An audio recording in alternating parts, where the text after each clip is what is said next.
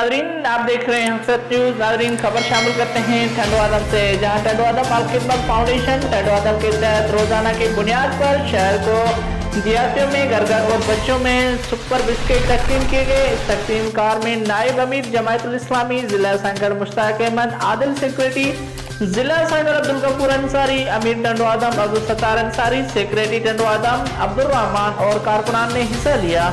वज़ीर जमायत इस्लामी टंडो आदम अल खिदमत फाउंडेशन शहर और देहातों में लॉकडाउन से मुतासरीन के घरों तक राशन पहुंचाया गया था। मसाजिद, इमाम बारगाह, मंदिर, गिरजाघरों, अस्पतालों में स्प्रे की खिदमत अल फाउंडेशन और जमायत इस्लामी ने मुल्क गरीबों और बेसहारों लोगों की भरपूर मदद की।